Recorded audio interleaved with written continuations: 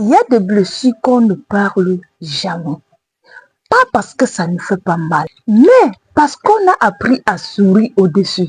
On continue d'avancer, on continue de rire, on continue de dire ça va. Alors qu'au fond, quelque chose ne va plus vraiment. La trahison, ce n'est pas juste une déception. Ce n'est pas juste quelqu'un qui t'a fait mal. C'est en ce moment précis que tu réalises que la personne à qui tu avais vraiment confiance n'était pas celui que tu pensais. Et ça ne casse pas juste une relation. Ça casse une partie de toi. Parce que tu étais sincère. Parce que tu étais vrai. Parce que tu n'étais pas en train de jouer un rôle. Tu donnais ton cœur sans te méfier. Et en un seul instant, tout ce que tu pensais solide devient fou. Tout ce que tu pensais vrai devient douteux. Depuis ce jour, tu as changé. Pas forcément de l'intérieur. Les gens te voient toujours souriant, toujours présent, toujours forte.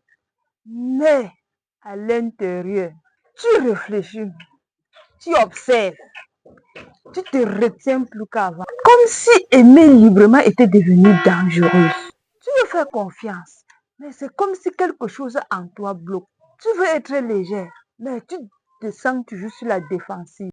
Tu veux être toi-même, mais tu ne sais plus vraiment qui tu es devenu. Et parfois, tu te poses cette question. Pourquoi ça m'a changé autant? Mais la vérité, ce n'est pas juste que tu étais trahi. C'est que cette trahison est en train de redéfinir la personne que tu deviens sans que tu ne saches. Partie 1. La trahison, c'est ce genre de douleur silencieuse qui ne fait pas de bruit, mais qui change tout à l'intérieur de toi. Tu faisais confiance sincèrement. Tu aimais sans calcul. Tu donnais sans te protéger. Et puis, un jour, tu découvres que tout n'était pas ce que tu pensais.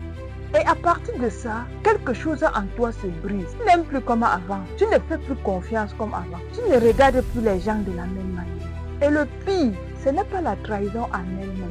C'est la personne que tu es en train de devenir à cause de celle-ci. Partie 2. Depuis, il y a des choses que tu ne dis plus. Pas parce que tu n'as rien à dire, mais parce que tu as appris que tout le monde ne mérite pas d'entendre ton cœur. Tu réfléchis avant de parler. Tu analyses avant de t'attacher. Tu observes beaucoup plus qu'avant. Comme si tu essayais d'éviter de revivre la même douleur. Tu dis que tu es forte, mais au fond, tu es devenue prudente. Tu n'entres plus dans une relation comme avant. Tu gardes toujours une petite distance.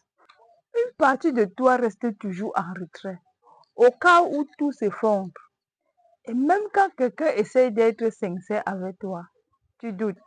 Pas forcément de lui, mais de ce que ça pourrait devenir. Alors, tu testes, tu observes, tu attends de voir.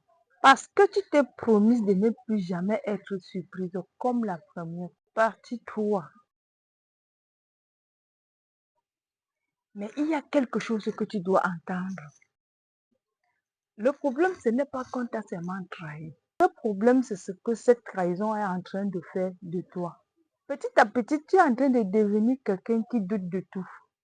Quelqu'un qui se protège même quand ce n'est pas nécessaire. Quelqu'un qui n'arrive plus à être totalement elle-même. Et tu penses que c'est normal.